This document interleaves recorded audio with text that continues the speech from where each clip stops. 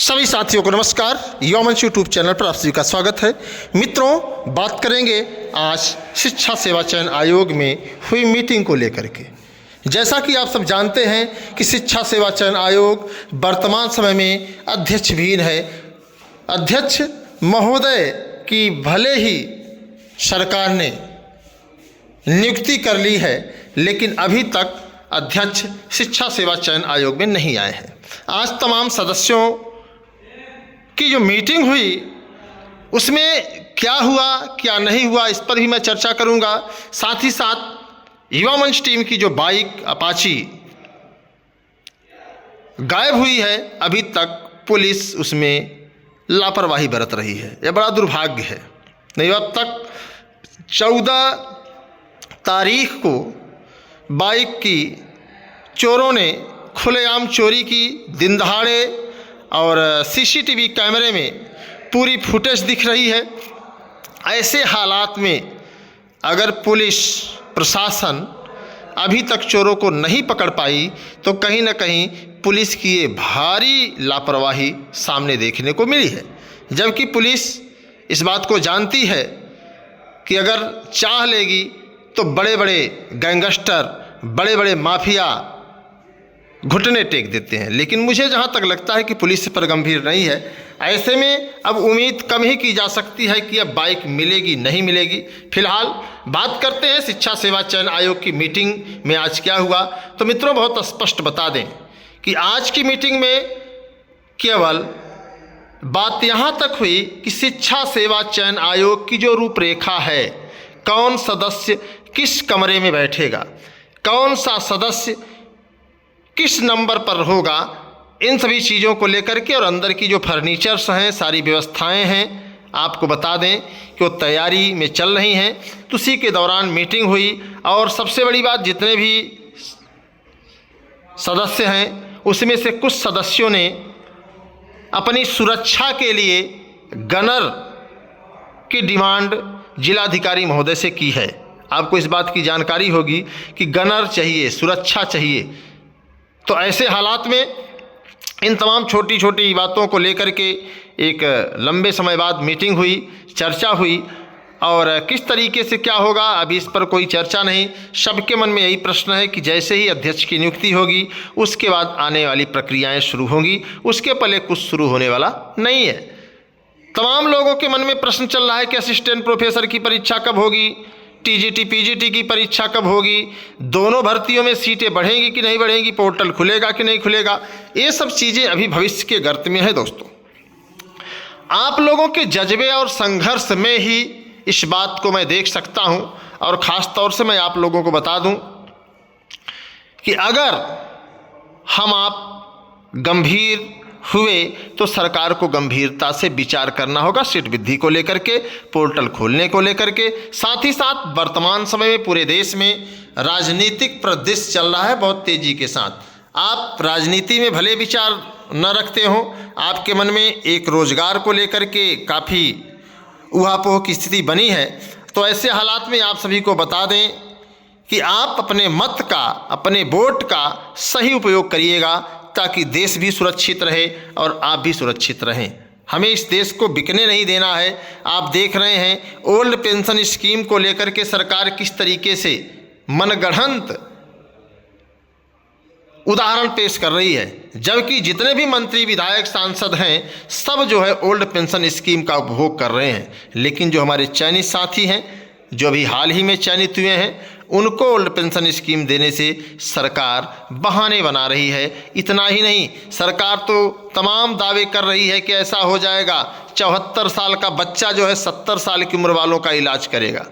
जबकि आपको पता है कि आप अगर इलाहाबाद, बनारस, लखनऊ या बड़े शहरों में हैं, दिल्ली में हैं, तो अगर आपके पास दोस्त पैसे नहीं हैं तो आप इलाज नहीं करा सकते, क्योंकि सरकारी अस्पतालों में दवाएं नहीं मिलती, सिर्फ डॉक्टर मिलते हैं। और डॉक्टर मिलते हैं तो डॉक्टर यह सलाह देते हैं कि मैं फला बजे से फला बजे तक फला हॉस्पिटल में, फला क्लिनिक में, फला प्राइवेट अस्पताल में बैठता हूँ, आप वहाँ आइए। और सरकार इसको रोक नहीं पा रही है। जब तक पूरे देश में प्राइवेट जो डॉक्टर फीस लेकर के इलाज कर रहे हैं, जो फीस लेकर के मरीज देख रहे हैं, वो सरकारी डॉक्टर हैं। इस पर रोक नहीं लगेगी तो भले ही देश के प्रधानमंत्री हों, चाहे मुख्यमंत्री हों प्रदेश के, चाहे जो भी हों, भले ही मुखालफत करे, भाषण दें, लेकिन संभव नहीं है। सबसे पहले ज़रूरी है कि ये जो फीस लेकर के जो सरकारी डॉक्टर इलाज करने में ज़्यादा जोर दे रहे हैं, इसको रोकना होगा, अन्यथा की स्थिति में कुछ भी नहीं होगा। और आप सभी दोस्तों से निवेदन है, सभी भाई बहनों से अनुरोध है कि आप अपने मत का सही प्रयोग करिए। आप जातिवाद, धर्मवाद, संप्रदायवाद से थोड़ा सा ऊपर उठ करके सोचिएगा। और यह मौका अगर हाथ से निकल गया मित्रों, तो निश्चित तौर पर पछताने के सिवा कुछ नहीं मिलेगा।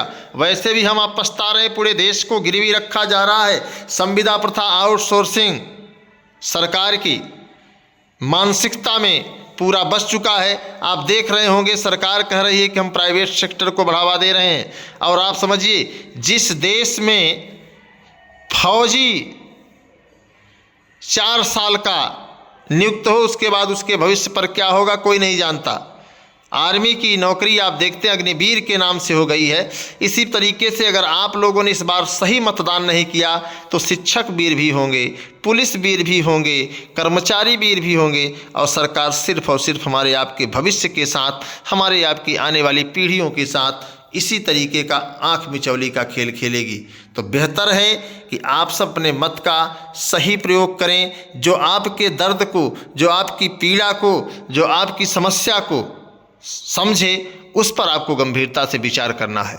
जो भी साथी हैं, मैं सभी साथियों से बार बार अपील करूंगा, निवेदन भी करूंगा, अनुरोध भी करूंगा कि मित्रों, इस बार बहकावे में नहीं आना है, बल्कि इस बार सरकार को यह दिखा देना है कि हमारे वोट की ताकत कितनी है। हम जब चाहते हैं सत्ता बदल देते हैं, हम जब चाहते हैं तो सरकार बदल देते हैं। तो आप सभी को सरकार बदलने की ज़रूरत है। और आज सबसे बड़ा दिन है पूरे देश के लिए कि आज मजदूर दिवस है, और हम सब किसान, मजदूर, गरीब के लड़के हैं। तो ऐसे में सभी देशवासियों को युवा मंच टीम की ओर से मजदूर दिवस की ढेर सारी शुभकामनाएं, हार्दिक बधाई। और मैं चाहूँगा कि आप लोग इस वीडियो को अधिक से अधिक शेयर करें और अपनी बात बताएं। हाँ, बात रही टीजीटी पीजीटी की परीक्षा की, तो मित्रों मैंने एक बार आप लोगों को बहुत स्पष्ट बता दिया। असिस्टेंट प्रोफेसर परीक्षा की तो मैंने आप लोगों को बहुत स्पष्ट बता दिया है कि अध्यक्ष महोदय की नियुक्ति अगर जुलाई में होती है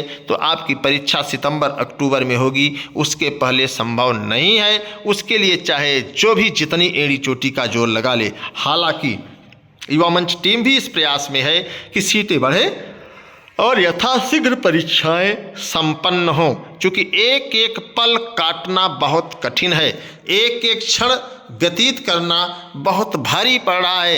ये बेरोजगारी का जो कलंक है दोस्तों, इससे बाहर निकलने के लिए लगातार हम लोग प्रयास कर रहे हैं। तो जो भी भाई बहन हैं इस वीडियो को देखें, और जो तमाम साथी आपको गुमराह कर रहे हैं कि जुलाई में परीक्षा हो जाएगी, अगस्त में परीक्षा हो जाएगी, इसकी कोई उम्मीद नहीं है। जो हकीकत है मैं आप लोगों के सामने बता रहा हूँ। बाकी आप लोग समझदार हैं। शिक्षा सेवा चयन आयोग की मीटिंग में बस आपसी समन्वय और व्यवस्थाओं को लेकर के बात हुई। अभी तक शिक्षा सेवा चयन आयोग में कौन क्या होगा, अभी वित्त नियंत्रक कौन होंगे, परीक्षा नियंत्रक कौन होंगे, तमाम सचिव कौन होंगे, ये सब चीज़ें अभी लंबित हैं। और कब तक लंबित रहेंगी, सुनने में आ रहा है कि चुनाव आचार संहिता समाप्त होने के बाद भी इस पर गंभीरता से विचार किया जाएगा।